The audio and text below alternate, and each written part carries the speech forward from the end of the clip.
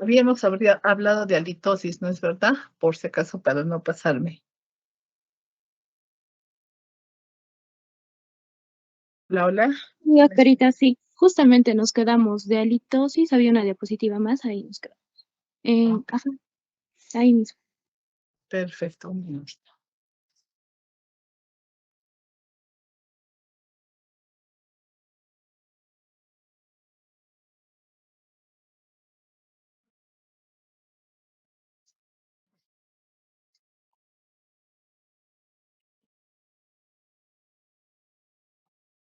Listo.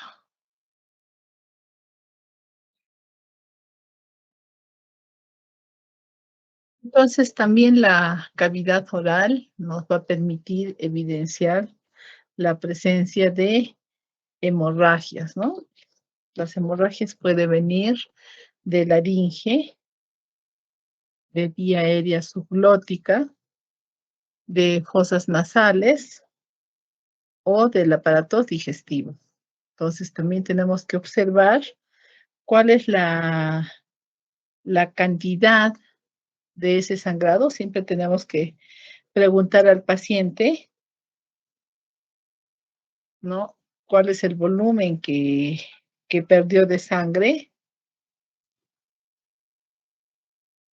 Y también tenemos que interrogar acerca de traumatismos, ¿no? A veces hay accidentes de tránsito, accidentes provocados que pueden generar también sangrados que puedan manifestarse a través de esta vía.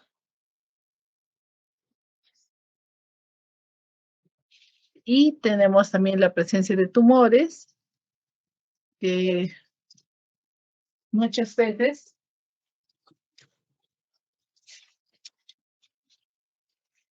son la primera manifestación para esta área, ¿no?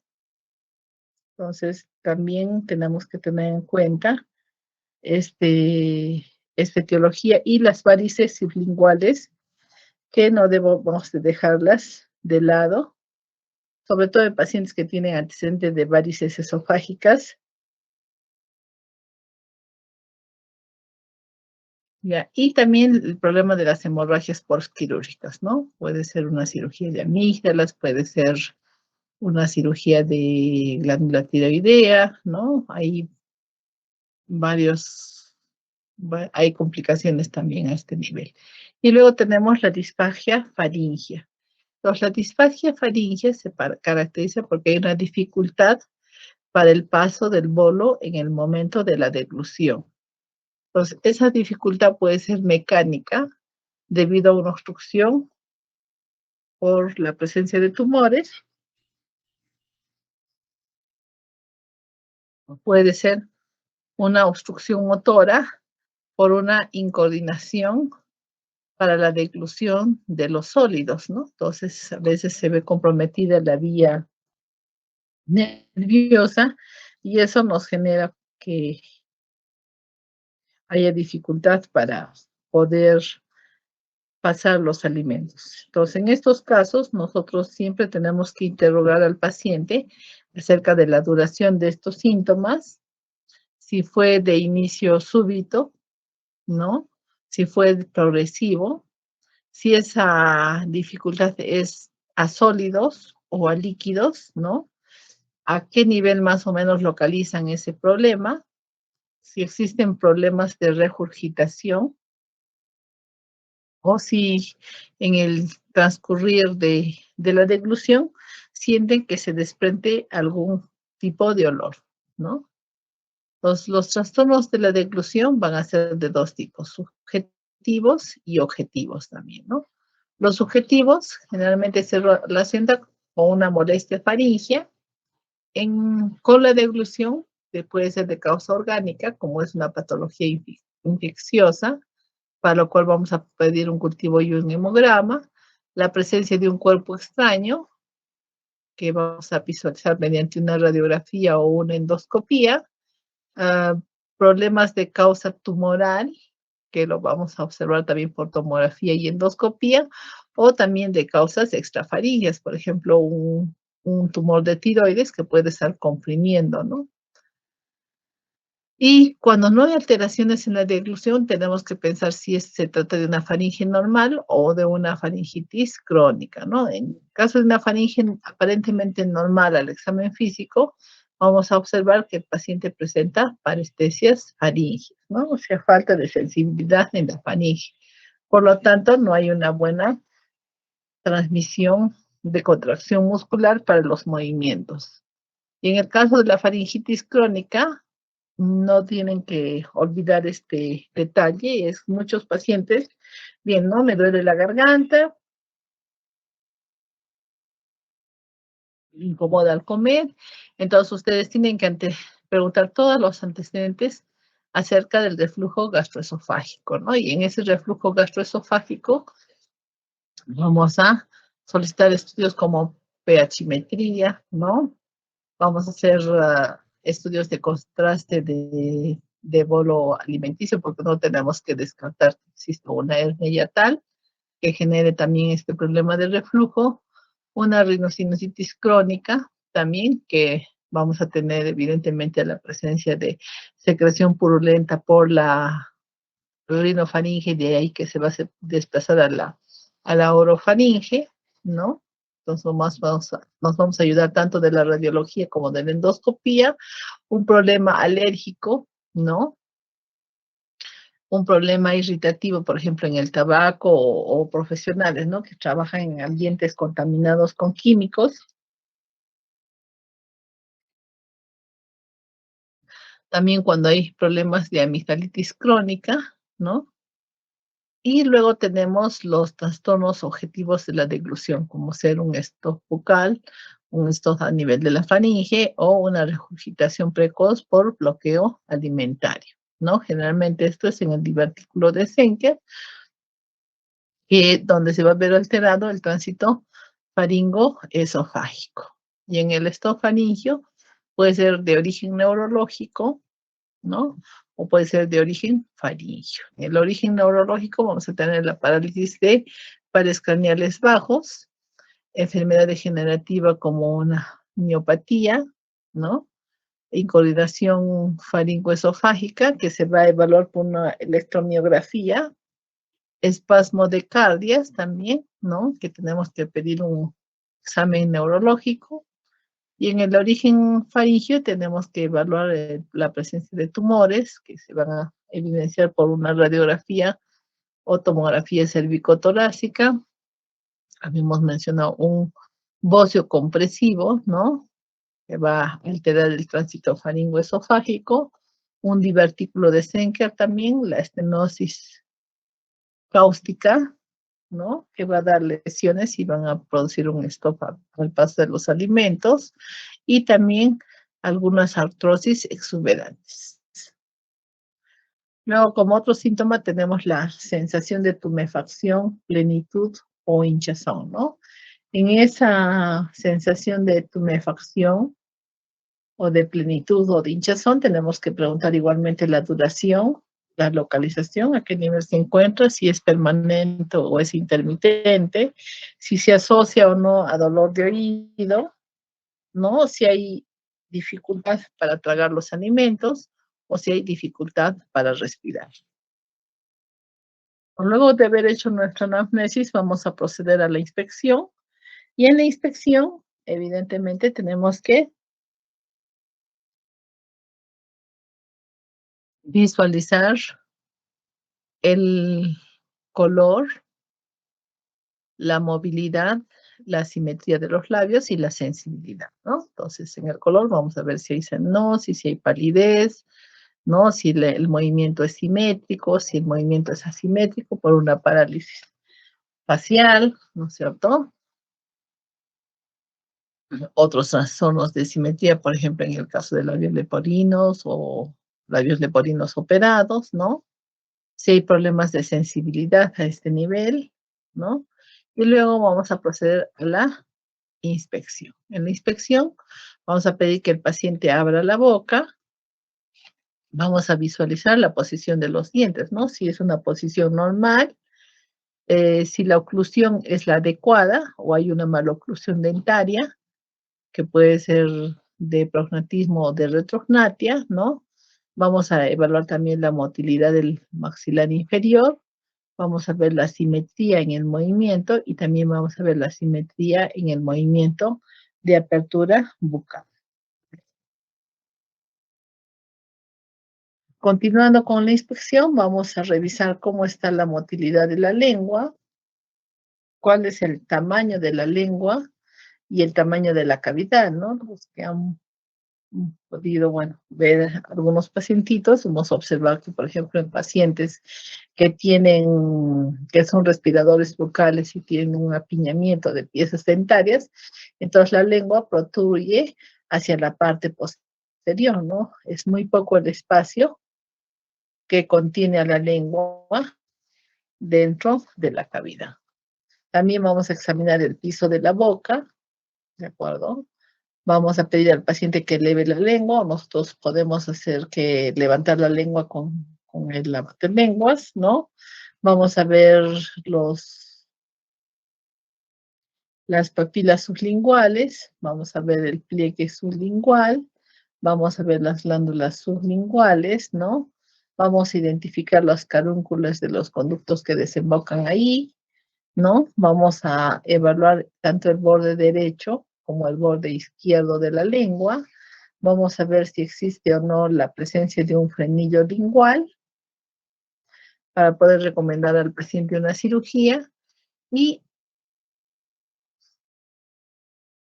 bien, vamos a evaluar el vestíbulo superior y el vestíbulo inferior de la cavidad oral.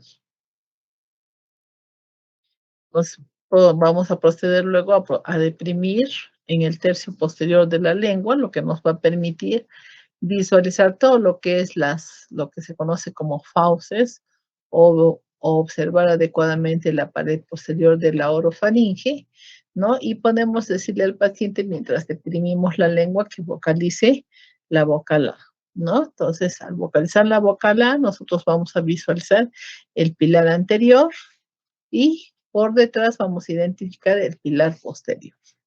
Vamos a ver si evidentemente existe la presencia de amígdalas, si estas amígdalas son atróficas, hipertróficas de primer, de segundo, de tercer grado.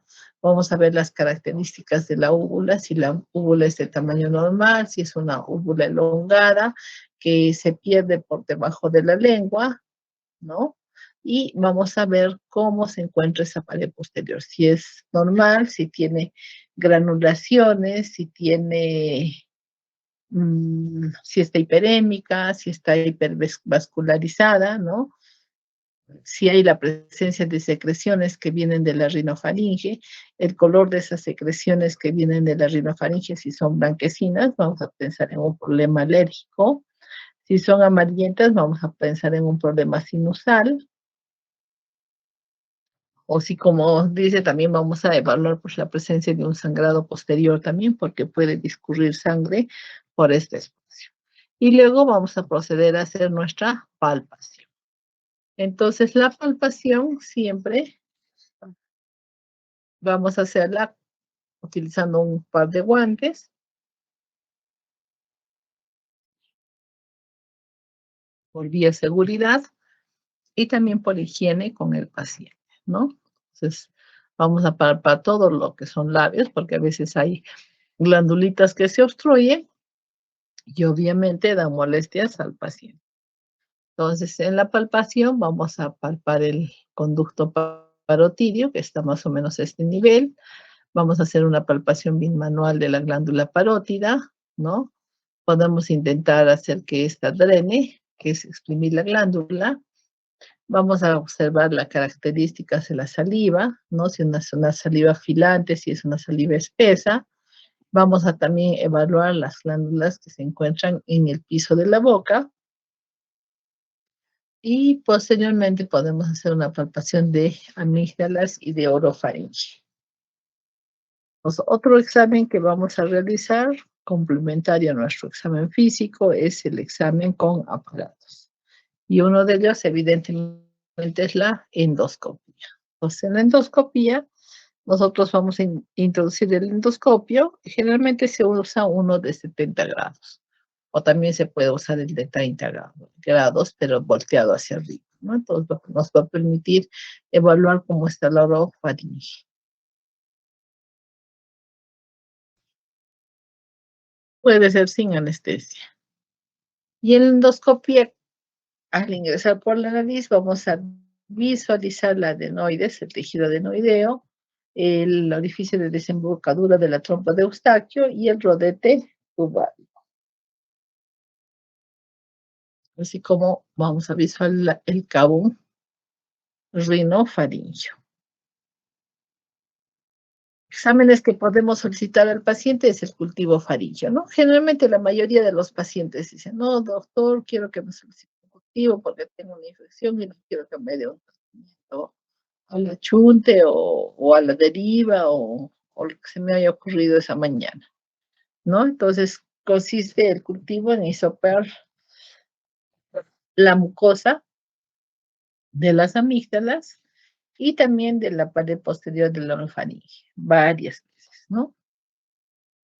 Entonces, las condiciones del cultivo, ustedes le van a dar el cultivo, hágase un cultivo, pero resulta que el paciente se lavó los dientes, tomó el desayuno y va a sacar su cultivo. ¿Cómo nos va a resultar ese cultivo? ¿Algún voluntario?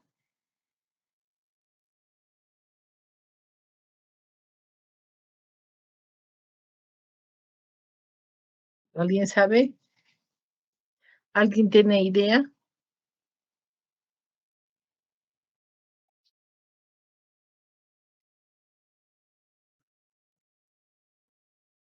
Hola, hola, ¿están ahí? Sí, doctorita.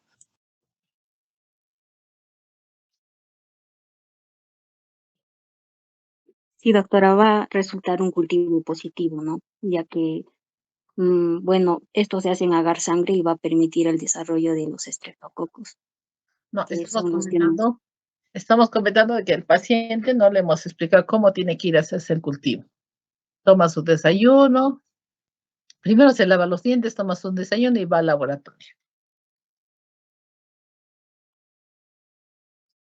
Doctorita, se le tendría que explicar que no debe de lavarse los dientes, no debe de comer antes de que se le haga la prueba. Exactamente, eso es lo que tenemos que recomendarle al paciente, ¿no? Para que podamos tener un cultivo que nos muestre, en un minutito que no los estoy visualizando.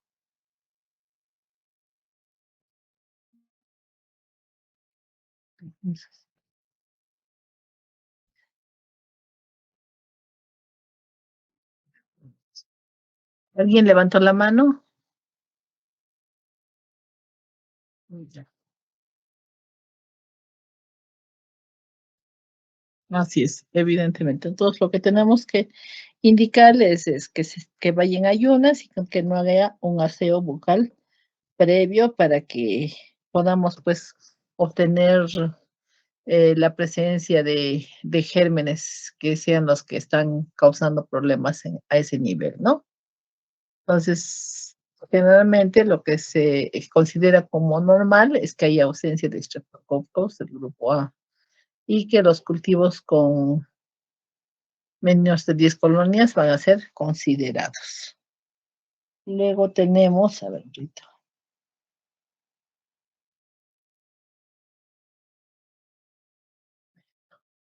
Luego también vamos a solicitar al paciente antistreptolicinas o no, o ASO también. Entonces nos va a detectar los anticuerpos por infecciones recientes y tratadas de estreptococos, ¿no? Con una sensibilidad del 90%. Lo normal es que nos dé de 150 a 240 unidades, ¿no? Ese es un estudio normal. De 240 a 320 es un estudio, probablemente, ¿no? Hay una infección. Y más de 320, evidentemente, es un estudio patológico. Se puede pedir un control en 10 días y obviamente los resultados pueden normalizarse en 2 o 3 meses o persistir más allá de los 6 meses. También se encuentra alterado en hepatopatías y en alteraciones de beta-lipoproteínas. Otro examen que podemos solicitar es el test de estrostosima, ¿no? Donde vamos a evaluar 5 enzimas estreptocócicas, ¿no? Es mucho más sensible que la antiestreptolicina O para documentar una infección estreptocócica. Y el valor alterado es más de 200. Una placa radiográfica que vamos a solicitar es la radiografía de cabo, ¿no? Es una radiografía en la que puede ser con boca abierta o puede ser con boca cerrada, ¿no? Lo vamos a solicitar a un niño menor de 13 años, ¿no? Y vamos a evaluar la columna de aire que ingresa en la orofaringe hacia la tráquea, ¿no? Entonces, vamos a cuantificar el tamaño de la adenoides. Podemos también evaluar la úvula, podemos evaluar la presencia de amígdalas, ¿no? Podemos evaluar la epífisis. Entonces, generalmente la columna de aire inspirado tiene un stop o una imagen en punta de lápiz, ¿no? Y eso nos indica una hipertrofia severa del cabo. Vamos a evaluar, como hemos mencionado, el velo del paladar, la úvula, las amígdalas, la epiglotis, el repliegue glosoepiglótico y el hueso yoides más abajo.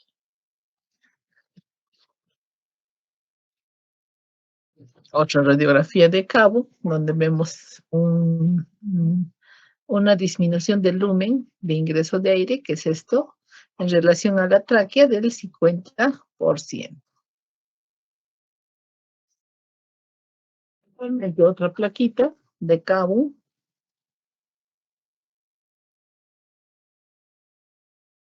Siempre recomendar al radiólogo que la imagen debe ser nítida, ¿no? Y un elemento para reconocer esto es que la imagen de la silla turca sea adecuadamente nítida. También podemos pedir una radiografía lateral de cuello, sobre todo ante la presencia de cuerpos extraños o de abscesos, ¿no? Y como otro estudio complementario vamos a tener la serografía carotidia, que nos va a establecer si evidentemente hay alguna obstrucción por cálculos a nivel del conducto de esteno o los cálculos son supralobulares. Y también, en el caso de sospechar de un tumor, podemos solicitar una ecografía de glándula parótida, ¿no? Entonces, generalmente en tumores benignos vamos a tener la presencia de lagos quísticos y en orofaringe podemos solicitar lo que es la tomografía con reconstrucción de partes blandas. Y si evidentemente observamos la extensión de tumores o adenopatías regionales.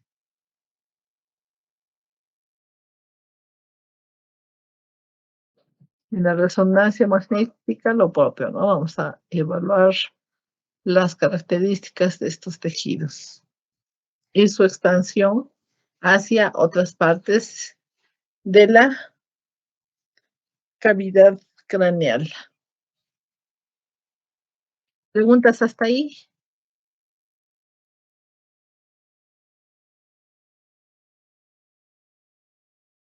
¿Preguntas hasta ahí?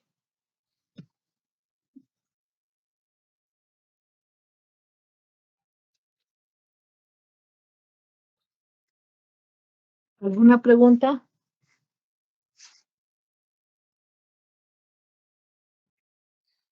No, doctora. Okay.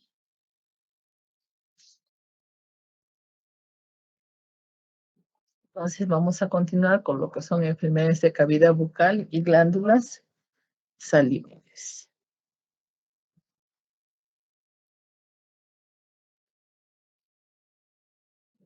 Entonces, toda nuestra patología siempre va a empezar con malformaciones congénitas, ¿no? Lamentablemente son los primeros problemas que tenemos al nacer. Entonces, podemos observar la presencia de una hendidura medial, ¿no? Hola. Legalización. Legalización. Entonces podemos observar la presencia de hendiduras, ¿no?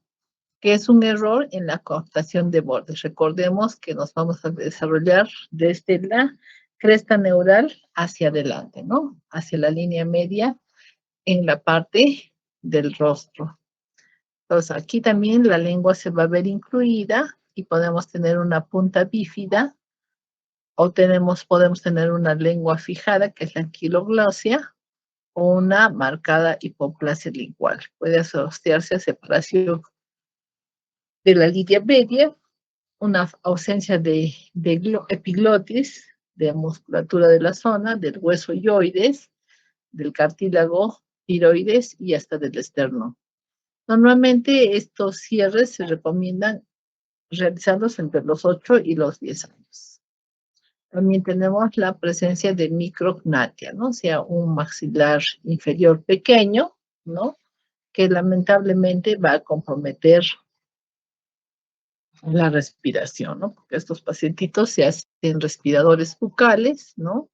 Se aíslan, está asociado a síndromes como el de Trichard-Collins,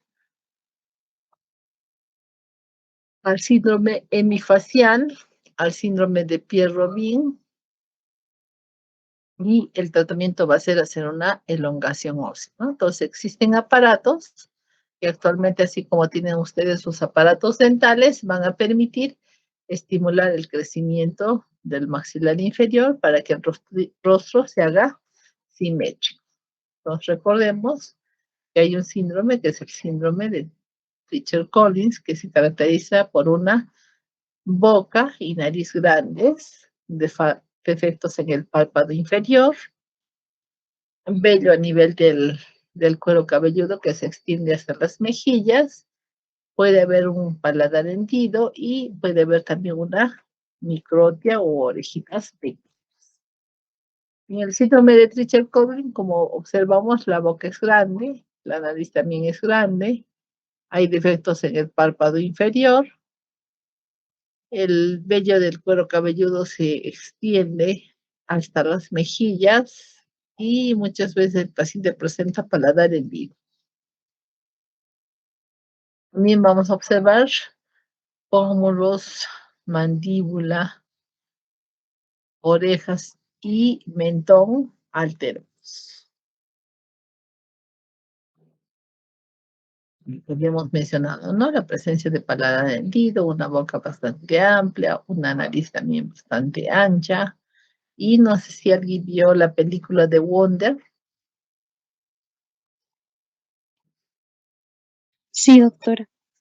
¿No? Entonces ahí, por ejemplo, la hermana reclama, ¿no? Le dice, ustedes siempre han estado en cirugía, ¿no? Siempre han estado en hospitalizaciones. ¿Todo por qué?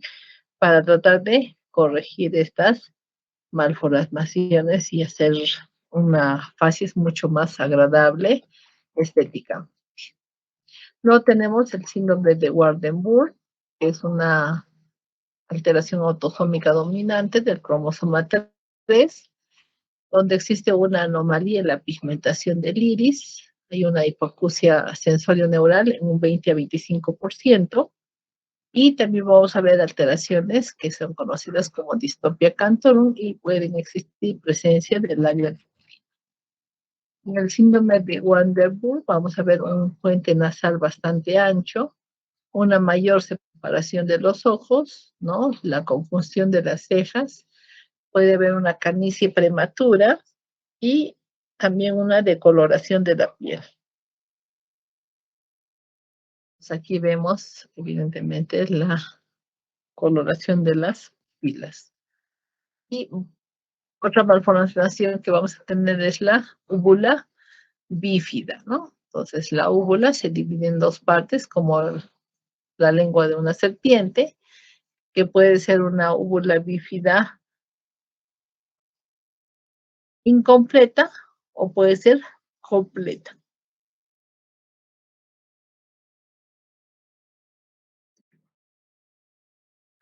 También como malformación congénita vamos a tener la hendidura labiopalatina,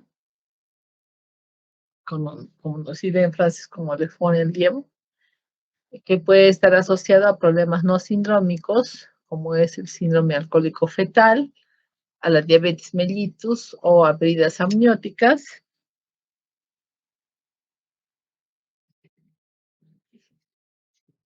Puede ser sindrómicas, como en el síndrome de Pierre-Robin, en el de Treacher-Collins, en trisomía 13-18, en el de Waardenburg, que también cursan con labio leporino, o pueden ser por factores exógenos, como los que consumen alcohol, los que consumen ciertos fármacos como anticonvulsivantes, antagonistas del ácido fólico, ácido retinoico, radiaciones o virus, y también puede ser de factor endógeno debido a problemas de herencia en el 15%, de naturaleza autosómica recesiva,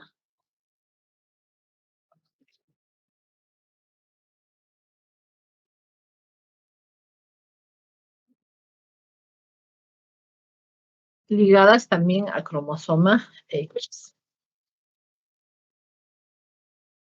Y no olvidar que la hendidura labiopalatina incluso ha sido descrita en nuestras cerámicas, ¿no? Entonces, es un problema que ocurre entre la sexta a octava semana, un 20-25% de naturaleza genética y un 20-25% se habla de naturaleza ambiental y 50% de naturaleza no específica.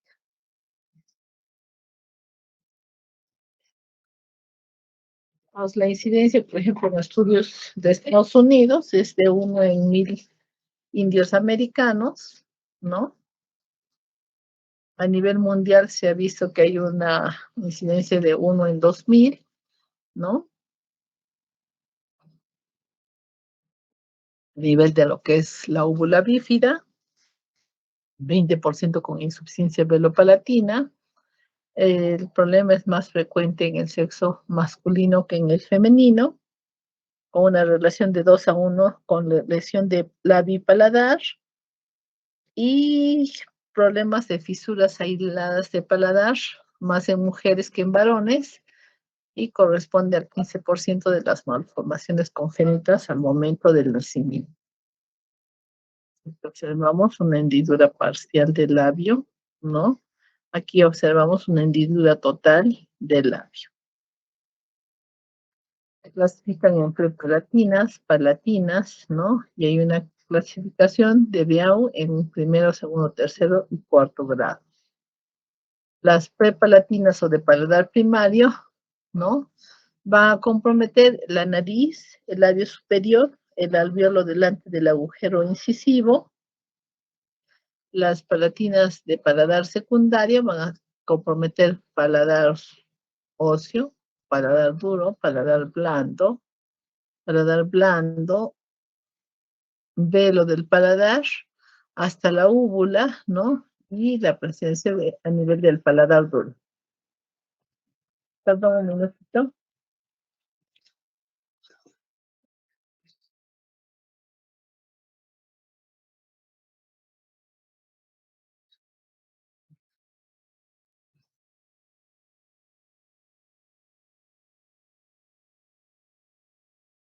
Según la clasificación de BAU, hay un primer grado que es BA1, como observamos en la imagen, ¿no? Vamos a tener una fisura de paladar blando aislado.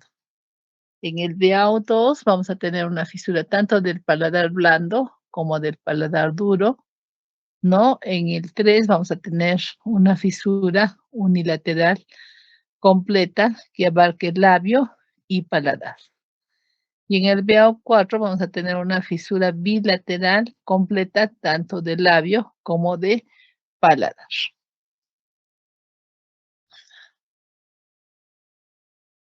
La imagen de fisura de paladar blando aislado, ¿no?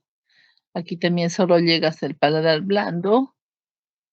Aquí ya tenemos una fisura de paladar tanto blando como duro, ¿no? Es una fisura bilateral completa del labio. En el 3 vamos a tener una fisura unilateral completa de lo que es labio y paladar, tanto blando como duro, ¿no? Igualmente en esta imagen, ¿no? Y en el caso de un BO4 vamos a tener una fisura bilateral completa, tanto de labio como de paladar, ¿no? Ahí podemos observar a los pequeños en las imágenes. El unilateral incompleto, el unilateral completo y el bilateral completo. El tratamiento en estos casos es funcional y estético. Funcional porque vamos a respirar mejor, la fonación va a ser la adecuada y la masticación también va a ser la óptima. Entonces, ¿qué se pretende con la cirugía? Es cerrar la fisura palatina, prolongar el paladar, preservar la función normal del velo del paladar, lograr una adecuada competencia velofaringea, producir un habla normal, permitir la función normal de la trompa de Eustaquio, conseguir un aparato de masticación normal sin maloclusión, interferencia mínima con el hueso subyacente y no interferir con la fisiología normal. ¿Cuál va a ser la rehabilitación? Va a ser una terapia de fonación. Entonces, para tratar de evitar la nasalización de las palabras, se da entre los 2 a los 10 años, ¿no? Asociado a cierre del esfínter velofaringio. También se tiene que evaluar la audición y estimulación del ambiente, pronunciación adecuada de las palabras por parte de padres, abuelos, tíos. Con respecto a la rehabilitación, nos va a permitir una mejor respiración, mejorar la deglución porque la comida no se va a ir hacia la nariz, una masticación adecuada porque tampoco los alimentos van a desplazarse hacia la nariz, que generalmente es un tratamiento que se lo lleva con el odontólogo, y se pueden producir placas obturadoras de contención tanto alimentaria como estética. Favorece el habla y evita la interposición lingual entre los bordes de la fisura. Un control odontológico periódico es importante para evitar el desarrollo de complicaciones orales. Entonces, como vemos, también disponen alambritos que permitan expandir ese maxilar para poder después colocar un implante o una prótesis.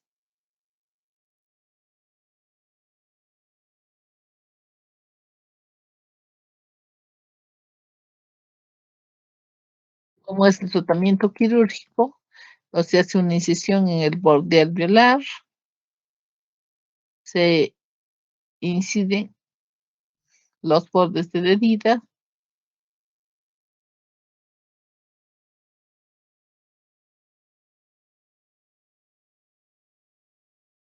entonces ahí hacemos un corte a nivel de, por dentro de la arcada dentaria, ¿no? También se hace un corte a nivel del borde de la insuficiencia velopalatina, ¿no? Para después aproximarse de cola a toda esta pared y cuando se sutura, obviamente esto no queda tensión, sino se, su- se sutura al mismo nivel, lo que nos va a dar como resultado un cierre completo de esta malformación, quedando un espacio abierto que pronto se va a rellenar por el asunto del...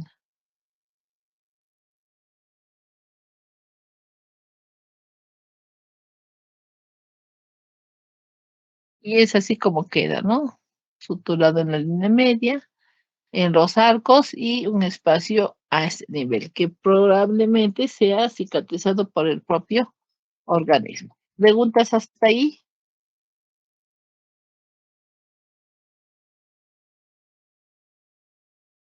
¿Alguna cosa que no quedó muy clara?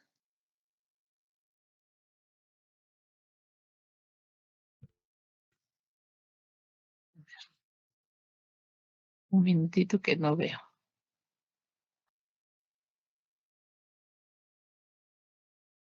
Dinos, Valeria. Doctora, buenas tardes. Disculpe, y después de la cirugía, ¿cómo tienen que seguir el tipo de alimentación? ¿Van a poder alimentarse normal o tienen que seguir algún tipo de dieta especial por cierto tiempo? Bueno, generalmente lo hacen en niños pequeños, ¿no? La cirugía. En niños pequeños, bueno, a cualquier edad, inicialmente es como eso en boca es un área contaminada, inicialmente les dan dieta licuada, ¿no? Hasta que cierren esos espacios porque los espacios quedan abiertos. Recuerden, miren semejante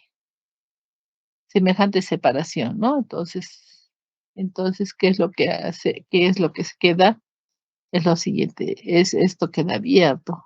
Ahora, la ventaja de la cavidad oral es que rápidamente epiteliza, ¿no? Epiteliza al toque y cubre todo ese espacio que quedó pendiente. Y vamos a hablar de las indicaciones y aquello. Entonces, normalmente la cirugía se hace en el primer trimestre de vida, cuando el niño tiene 4.5 a kilogramos, ¿no? Con una hemoglobina mínima de 10 y se hace una reconstrucción del labio que se llama keilorradia. También reconstrucción del piso y de la punta nasal, porque no solamente está comprometido el paladar, sino también está comprometido el piso de la nariz y muchas veces la punta nasal. En el segundo año ya se hace el cierre del paladar, que puede ser en 1 o 2 tiempos quirúrgicos, ¿no? Con el objetivo de que estéticamente se visualice mejor, pueda crecer de forma adecuada, sin complejos. Entonces, siempre en estos pacientitos se pide que completen lo que es la lactancia materna, ¿no? Y para ello se hace uso de una placa palatina. Se debe recomendar a la mamá, ¿no? Que el niño esté en posición semisentado, ¿no? No darle echado, porque ya vamos a ver más adelante, la leche, ¿no? Va a ir hacia la trompa de Eustaquio y de la trompa de Eustaquio al oído medio. Siempre sostener la cabeza y el tronco mientras ha de lactar. Colaboración puede ser con el suctor accesorio, si evidentemente el niño es muy colmeroncito y no se satisface, bueno, tenemos que pasarlo a esa área.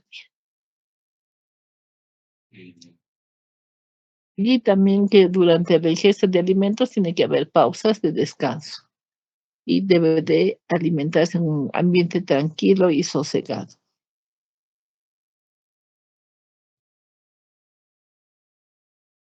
En el caso también tenemos un problema que son los quistes no odontogénicos, que pueden ser quistes del ducto nasopalatino o quistes del ducto. Estos quistes no odontogénicos son conocidos también como medio palatinos o perlas de Epstein, que están llenos de queratina a nivel generalmente del rafe medio, entre el paladar blando y duro, y desaparecen al tercer mes espontáneamente, pueden asociarse a hendidura palatina submucosa. Los quistes del ducto nasofaringeo o ducto nasopalatino a nivel de los incisivos centrales, restos epiteliales escamosos, respiratorios o moco. También vamos a tener la presencia de un quiste nasal en tejido blando del labio y el nasal.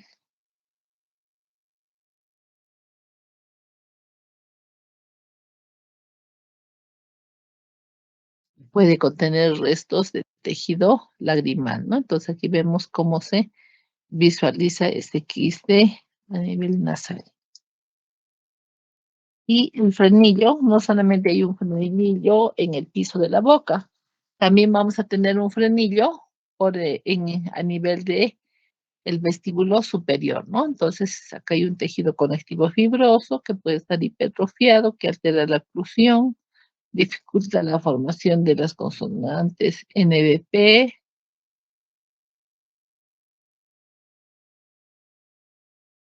y alteraciones estéticas y a nivel de la autoestima o alteraciones de la higiene.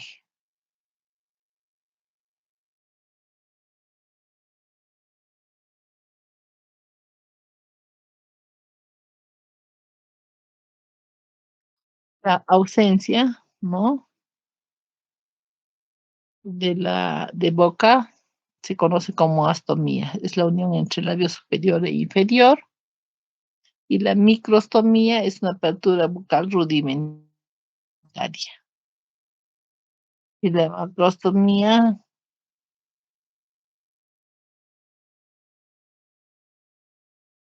pues en la macrostomía vamos a ver una boca realmente amplia.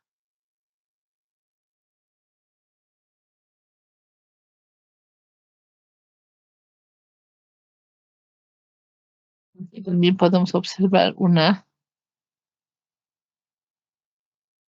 disminución del crecimiento del maxilar inferior y vemos una separación importante tras una línea a nivel de la región frontal hacia abajo.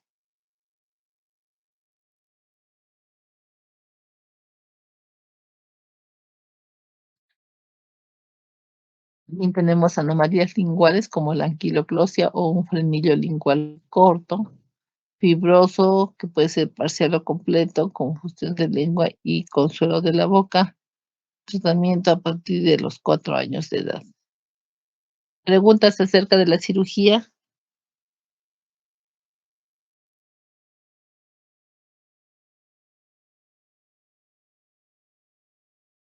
Doctora, en las cirugías de macrostomía, ¿cuánto de éxito tienen? Por ejemplo, una de ellas es el hecho de la Magali, la presentadora de televisión, ¿no? Han reducido su boquita. No, si no hay ningún problema, se puede hacer. El detalle es también en qué tipo de cicatrización tienen esos tejidos, ¿no? Porque hay personas, por ejemplo, que tienen tendencia a los queloides y como es en cara, necesariamente se tiene que coser por planos, plano submucoso, plano muscular y plano de piel. Entonces ahí sí se van a ver los efectos, ¿no? Se pueden ver si es que tiene tendencia a los queloides. ¿Alguna otra pregunta?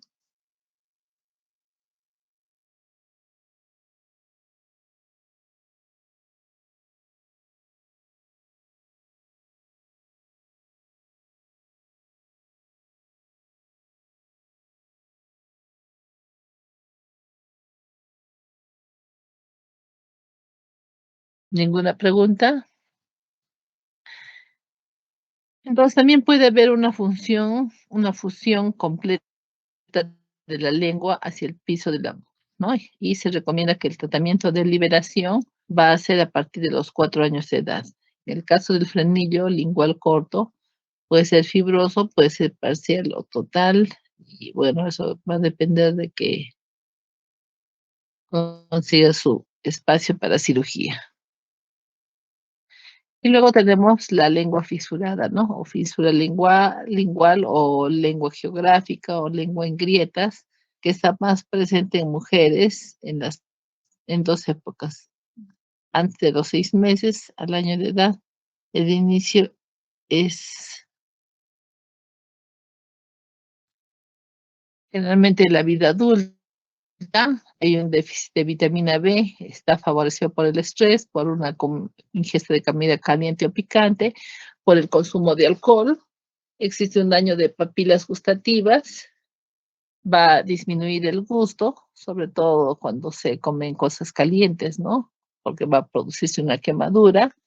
Pueden los pacientes manifestarnos sensibilidad y dolor urente. El tratamiento es en específico porque puede ser que en años no mejore.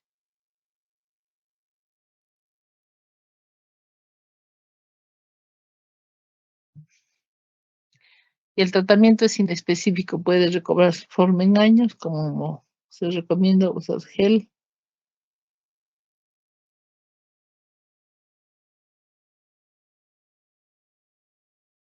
También usar gel antihistamínico, que un juego bucal con esteroides para aliviar los dolores.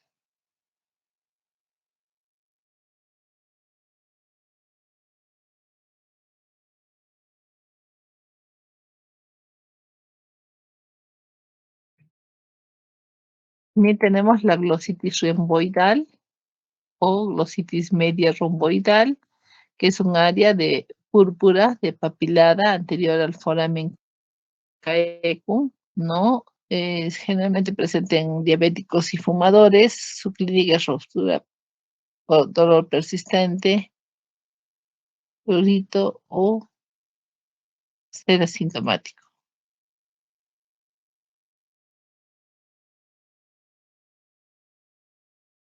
La macroglosia, como ya lo habíamos mencionado, también está presente en el síndrome de Down, en cretinismo, en una neurofibrosis, en problemas vasculares o de mucopolisacáridos, va a alterar el habla, va a disminuir, va a aumentar va a disminuir el estridor y puede existir una obstrucción de la vía aérea.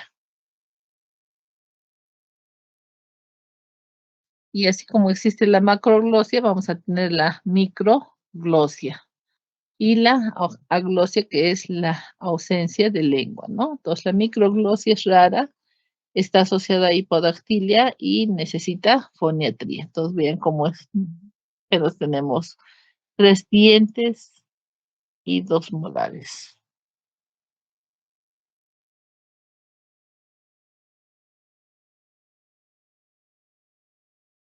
En el caso de la microglosia, vamos a también a requerir de la foniatría.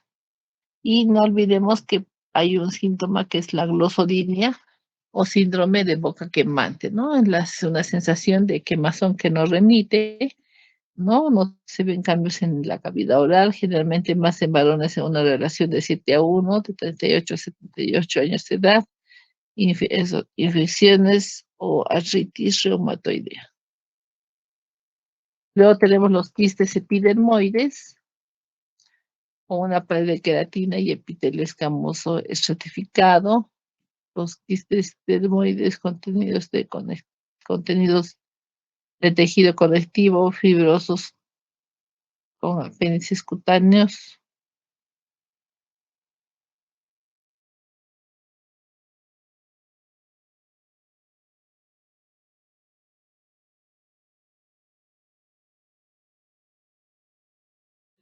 Quistes dermoides con contenido de tejido conectivo fibroso con apéndices cutáneos, quistes linfoepiteliales rodeados de tejido linfoide, mucoceles también vamos a tener, que son unos pseudoquistes, 60% a nivel del labio inferior, como observamos en la imagen, o que tiene bastante contenido de mucina en tejidos adyacentes. Y tenemos la presencia de ránula. Esta ránula la pueden observar también en gestantes, ya cuando hagan su control de embarazo, ¿no? Seguimiento, siempre tienen que revisar la cavidad oral. Entonces hay quistes de retención por obliteración de los ductos excretores de la glándula sublingual en el suelo de la boca y por lo tanto es dependiente de glándulas salivales menores. Ayuda al cúmulo de mucina. Tenemos la inflamación de los labios, ¿no? ¿Ves ahí? Hipersensibilidad en los labios, generalmente por deshidratación, ¿no? Por el viento frío, también por el uso de los brackets, por la dentadura postiza o por excesiva humedad. Hay personas que tienen tics de estar humedeciendo los labios a cada rato con la lengua, o pacientes que, por ejemplo, por ser respiradores bucales, entonces están con la lengua reseca también. Otra lesión es que también van a observar es estas heridas en los ángulos laterales del labio. Entonces hay por una hiperoclusión bucal o deficiencia también de vitaminas, de riboflavina, ¿no? La presencia de cándida, de Staphylococcus aureus o de trauma. Generalmente los labios se maceran en caso de infecciones. El tratamiento es la eliminación del reservorio. Si hay anemia farropénica, hay que darle tratamiento. Si es una anemia megaloblástica también. Y se puede dar una pomada antimicótica y antimicrobiana. Y tenemos que siempre reforzar con vitaminas del complejo B.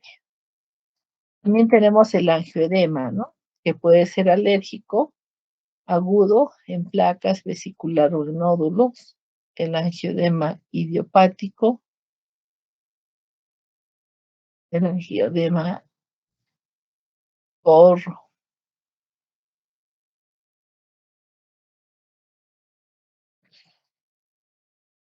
inducido por fármacos, ¿no? De alergias a ciertos medicamentos. Puede haber también una tendencia hereditaria. El tratamiento es antihistamínicos, metilprednisolona, prednisona de 20 a 40 miligramos por día en dosis decrecientes por 7 días, ¿no? Y también podemos administrar epinefrina. Y lo más frecuente, sobre todo en niños, son los cuerpos extraños, ¿no? Los niños son pues súper traviesos, entonces a veces se meten trozos de comida, ¿no? Sin masticarlos, o también la presencia de huesitos, ¿no?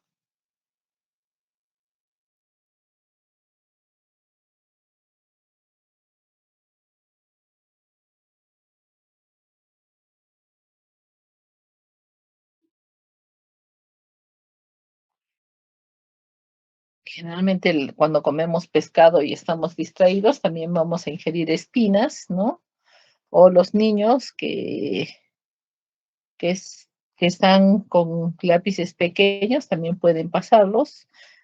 Personas que están cosiendo, que generalmente sastres, costureras usan alfileres, o estos pequeños, pues, que moneda que llega a sus manos, la quieren probar y se la meten a la boca y lamentablemente de la boca se va hasta la laringe o la tráquea, ¿no? Entonces, no olvidar, dentro de los cuerpos extraños, vamos a tener dificultad a la deglución, vamos a observar una irritación de la mucosa, ¿no? También vamos a ver la presencia de dificultad para respirar, o el paciente va a empezar a toser para tratar de eliminar este cuerpo extraño. Y en niño no olvidar la presencia de juguetes, ¿no? Todos los padres tienen que ser cuidadosos, que los juguetes deben de tener un diámetro mayor a 3 centímetros, ¿no? Las monedas, las pilas, las pelotas, las canicas, los globos, todo lo que el niño se pueda llevar en la boca y lo pueda pasar. Pues otro problema es el atragantamiento, ¿no? Los niños menores de 1 año tenemos que ponerlos boca abajo con sobre nuestro antebrazo y golpear en su espaldita hasta que elimine el cuerpo extraño. O también hacer 5 compresiones torácicas para que lo escupa. En el caso de la maniobra de Heimlich, vamos a tener que hacer 5 compresiones abdominales, tratando de que elimine el cuerpo extraño que ingirió. Entonces, no olvidar, ¿no?, siempre que tanto en adultos como en niños, lo primero que tenemos que hacer es visualizar el cuerpo extraño, contar con el instrumental adecuado para el retiro del mismo. Aquí vemos una espina de pescado enclavada, ¿no? En niños, obviamente, es una urgencia, ya que estos cuerpos extraños pueden deslizarse hacia la vía respiratoria, ¿no? Y producirnos una obstrucción de la vía aérea. Las recomendaciones que tenemos que hacer a los padres es no dejar objetos pequeños, no gritar si el niño se encuentra con un objeto en la boca, no permitir que corran o gritan mientras comen o conversen, y no saltar con objetos en la boca. La falta de apetito se conoce como ageusia, ¿no? Puede ser total o puede ser parcial. Perdón, de gusto.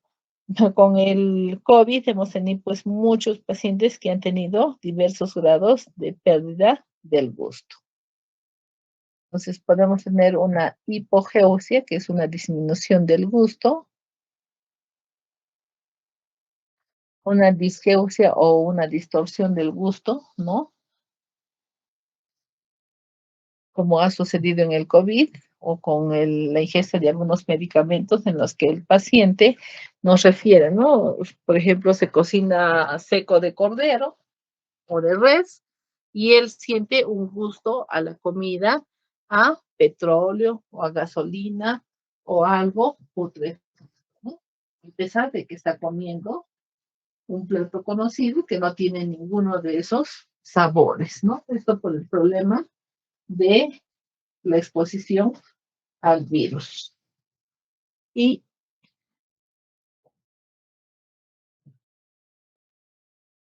ahora, estos síntomas pueden ser temporales o definitivos, ¿no? Tengo pacientitos que, por ejemplo, ya están 2 años sin recuperar el gusto, dice que sienten muy poco el sabor a las comidas, mientras que otras personas a la semana ya habían recuperado la sensibilidad, ¿no?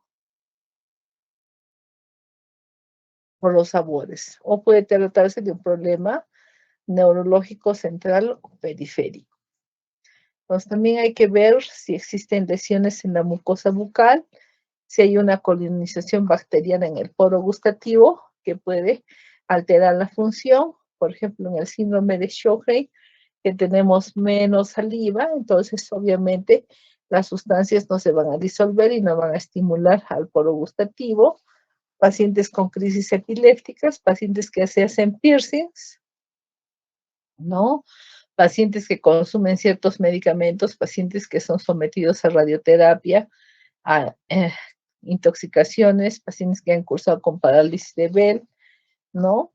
Recordemos que también se va a afectar la cuerda del tímpano, lesiones traumáticas, o también vamos a tener disminución del gusto por problemas de envejecimiento. Y la hipergeusia, que es una sensibilidad exagerada del gusto, o sea, la percepción exagerada de los sabores, ¿no? ¿Qué exámenes auxiliares vamos a realizar? Vamos a evaluar los umbrales de percepción del sabor. Vamos a evaluar la calidad de percepción, ya sea para el azúcar, para el ácido cítrico, para la cafeína, para la sal, ¿no? Vamos a ver la intensidad de percepción, si se usa saborizantes en los 4 cuadrantes de la lengua. Se hace un estudio que es la electrogustometría, que nos precisa el déficit gustativo en los diferentes cuadrantes. El tratamiento es identificar la causa temporal o definitiva.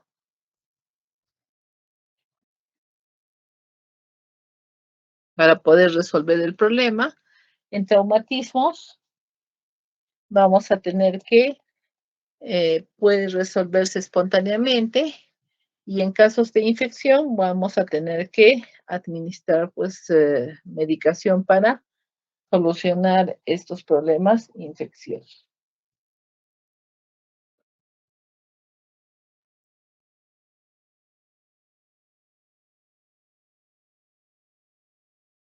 El tratamiento de la disgeusia puede estar enfocado a la administración de 1000 a 2000 miligramos de omega 3, ¿no? Por unos 7 a 10 días. También recomendar el uso de complejo B, una tableta cada 8 horas. Recomendar el uso de zinc, una tableta por día. Administrar vitamina D, vitamina C. Luego tenemos las enfermedades de mucosa bucal, que pueden ser de causa viral, de causa bacteriana, de causa micótica o de causa inmunológica. ¿Preguntas hasta ahí?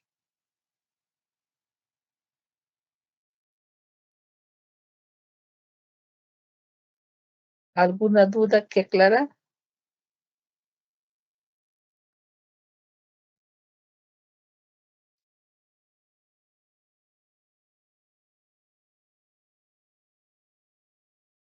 ¿Algo que aclarar? Está claro, doctorita. Ok.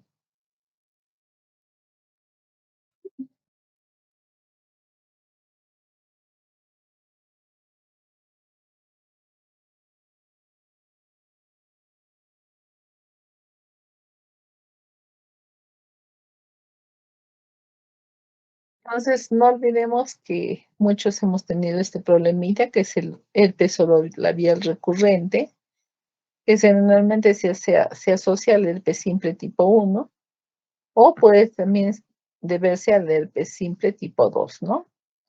Que generalmente son ampollas dolorosas, pequeñas, ¿no? que pueden estar desencadenadas por cuadros febriles, la exposición al frío, exposición a sol, también se presenta en nosotras las mujeres durante la menstruación, o también pueden presentarse por factores de estrés. Entonces, normalmente nos contaminamos, ¿no? Por el uso de elementos infectados, por ejemplo, toallas, platos, ¿no? Platos, a veces los padres cuando besan a sus hijos, ¿no? U otro tipo de contacto íntimo, la persona adquiere este virus.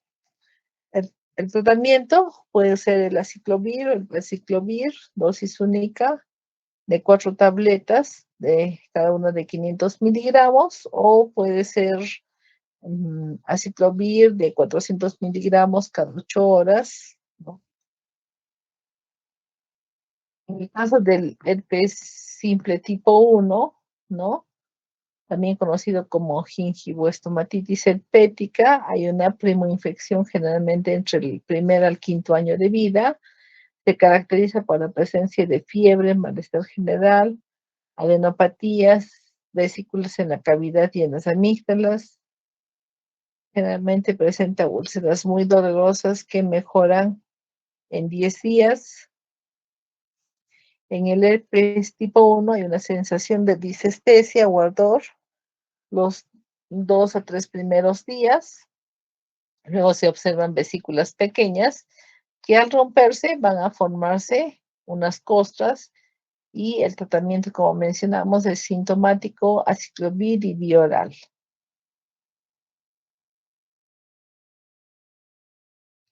Las recurrencias en adultos se atribuyen a estrés, infecciones, menstruación y traumatismos. Luego tenemos la varicela zoster, que es un enantema que llega a producir vesículas, afecta la rama del maxilar o la rama del trigémino. Se presentan placas eritematosas que confluyen y se ulceran y producen gran dolor. Tratamiento iguales antivirales sistémicos las primeras 72 horas y luego pasar a vía oral, ya sea con fanciclovir o aciclovir. Las secuelas son neuralgia postherpética. También tenemos al virus Coxsackie-A o el pangina. Niños entre 3 y 10 años se observan vesículas y úlceras a nivel de los pilares amigdalinos y paladar blando. Resolución en 7 días y el tratamiento es sintomático. En el caso del virus Coxsackie o el pangina tipo A4, vamos a tener fiebre, malestar general, vesículas y úlceras en pilares amigdalinos, paladar blando. Vamos a tener también en la variante CA16, la llamada enfermedad mano, pie, boca, ¿no? Vesículas en cavidad oral, lengua y paladar blando.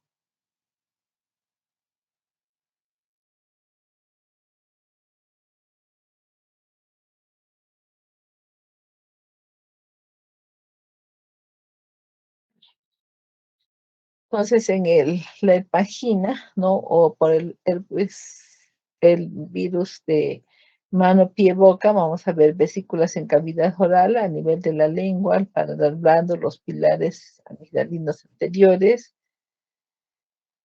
¿no? Y generalmente se acompañan de fiebre elevada.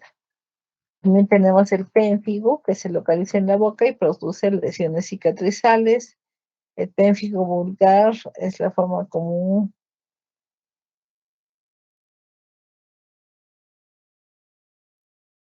Más en mujeres, en un 60% inicia en la boca, generalmente se asocia a problemas autoinmunes, son ampollas dolorosísimas, no causan picor, no dejan cicatrices, el diagnóstico es la prueba de sangre del frotis del contenido de la vesícula.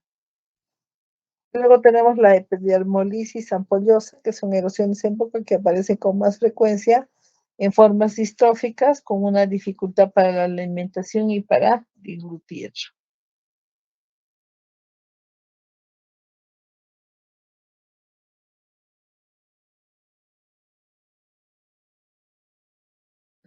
También le tenemos la epidermolisis ampollosa adquirida, que son lesiones como en la anterior, pero más frecuentes en adultos y no hay una historia familiar.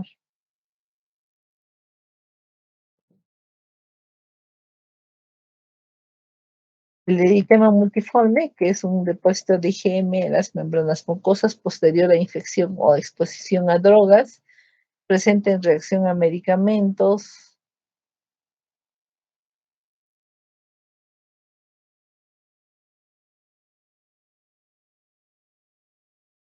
Y con eso concluiríamos nuestro tema de hoy. ¿Preguntas?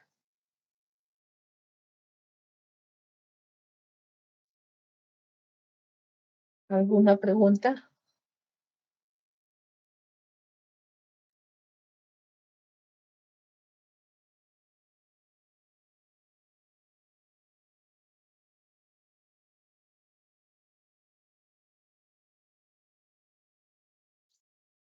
¿Preguntas?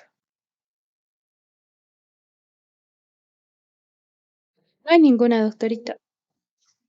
Ok. Entonces, hoy día no los voy a atosigar. ¿Quedó claro o hay alguna cosa que repetir?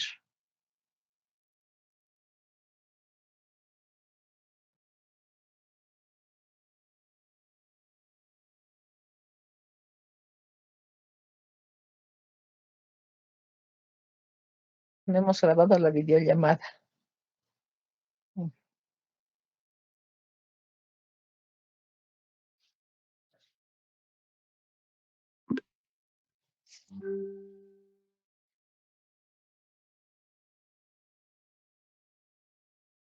Doctora, disculpe, había en microglosia, había un manejo, no recuerdo ahorita la palabra, pero quería preguntarle a qué se refiere o qué, qué es.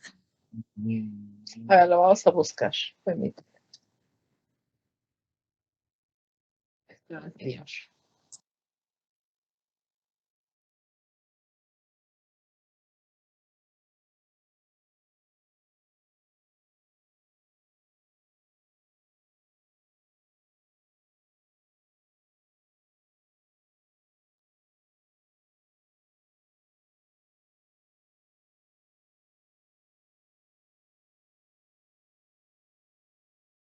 Eso de la foniatría, otra foniatría.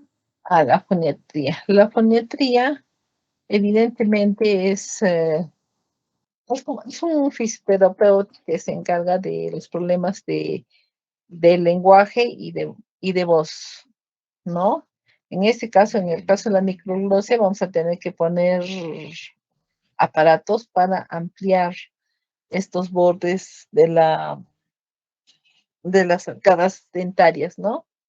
Y así la lengua pueda tener espacio, porque normalmente en esta pequeña cavidad la lengua no va a tener espacio y va a protruir en todo lo que es la cavidad bucal, no permitiendo una adecuada alimentación, ni también una adecuada fonación, porque no va a haber espacio para poder movilizar y hacer vibrar las estructuras correspondientes.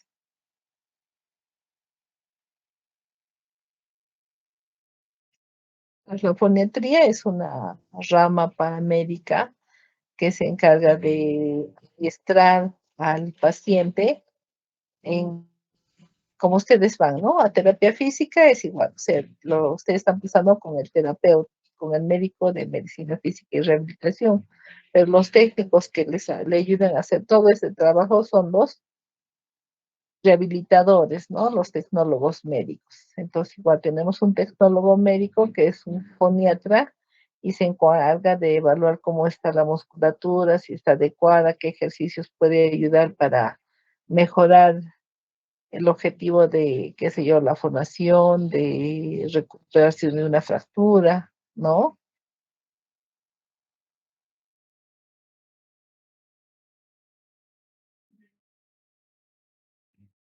Doctora, ¿y el tratamiento quirúrgico de la aglosia, en este caso, qué se hace?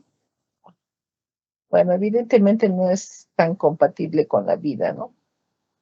Porque te imaginas, la lengua es muy importante para muchas cosas. Es importante para que podamos captar los sabores de los alimentos que vamos a ingerir, va a participar en la masticación y en la deglución, también va a participar en la fonación, ¿no?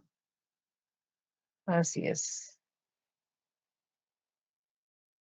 Sí, efectivamente no hay muchos pacientitos con este problema, porque es bastante complicado para ellos.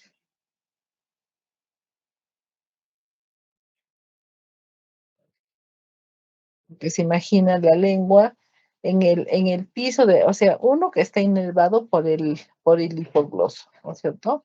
Inerva muchos músculos que ya habíamos mencionado, entonces esos músculos tienen pues una función, ¿no?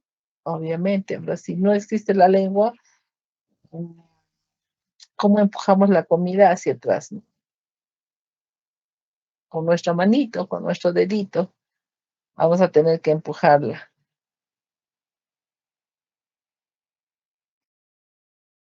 ¿Alguna otra pregunta?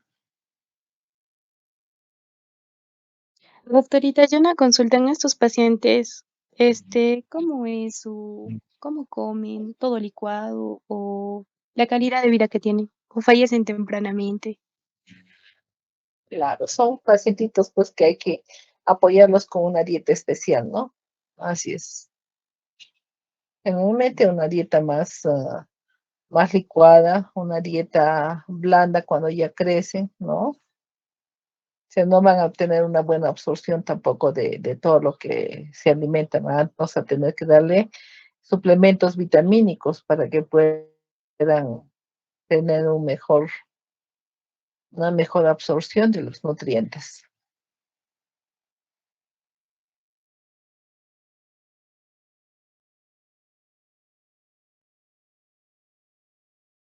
¿Alguna otra pregunta?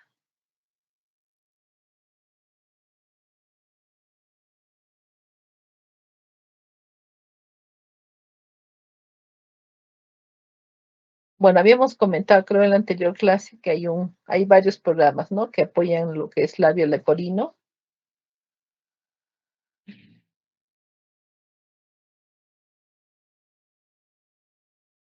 Hemos comentado eso con ustedes.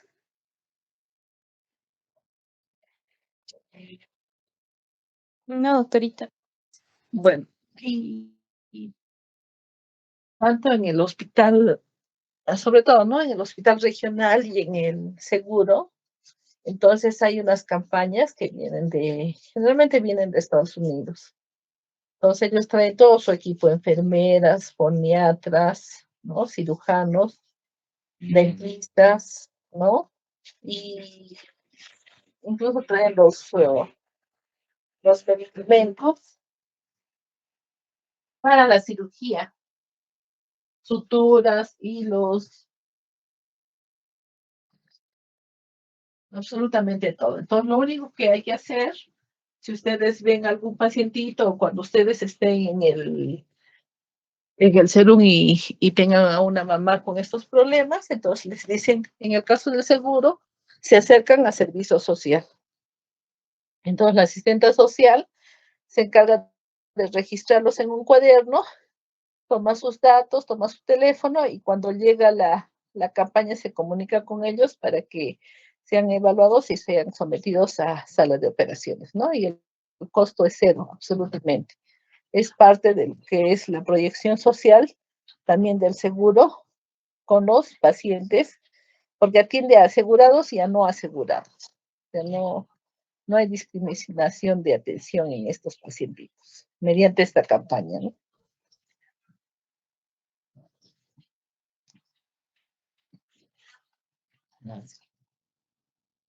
Entonces, eso para conocimiento de ustedes. En el hospital regional, si no me equivoco, se llama Operación Sonrisa y vienen todos los años, igualmente. Con la pandemia no vinieron, pero este año sí han estado en el salud han estado en el mes de julio, sí, en el mes de julio han estado. Están como 7 días, ¿no? Operan todo el día, mañana y tarde. Así es.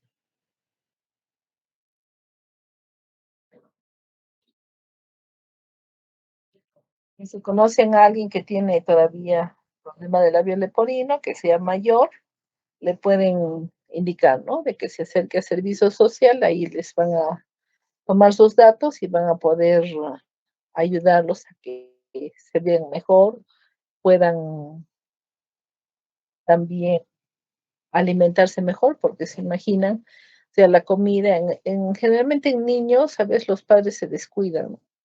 Se descuidan y hay fístulas o no revisan, ¿no? Porque aparentemente el labio está bien, pero la fístula es a nivel de paladar duro. Entonces, parte de la comida se va por la nariz y por la nariz es absorbido y trasladado hacia la tráquea. Entonces hacen neumonías a repetición, ¿no?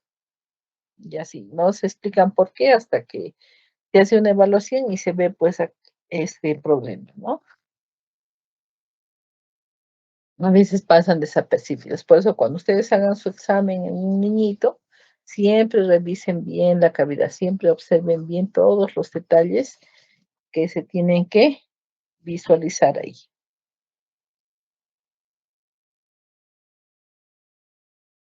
¿Alguna otra pregunta?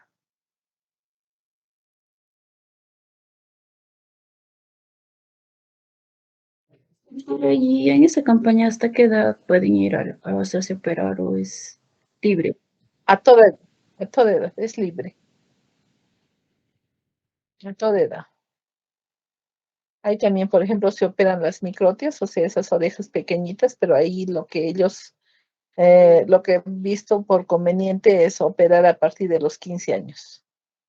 Porque los niños, cuando los operas de microtia a partir de los 7 años, se trauman con la cirugía. Porque se tienen que hacer curaciones, retiro de puntos, ¿no? En cambio, en cavidad oral no se retira ningún punto, porque los hilos son reabsorbibles y obviamente y la mucosa de la boca como cicatriza espontáneamente, entonces no necesita ningún tratamiento adicional. Finalmente las citas son para controles nada más, no son para curaciones, si lo podemos decir así.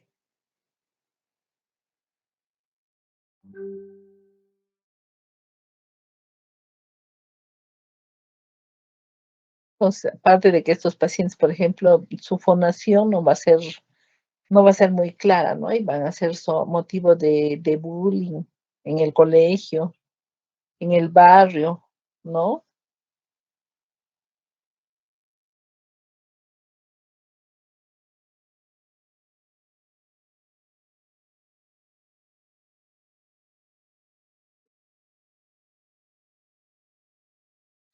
¿Alguna otra pregunta?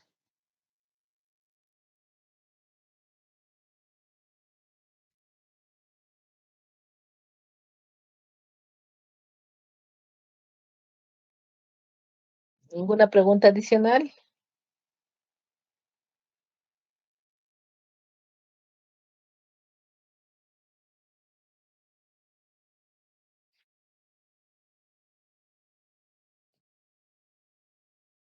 Al parecer ya no hay más preguntas, doctorita.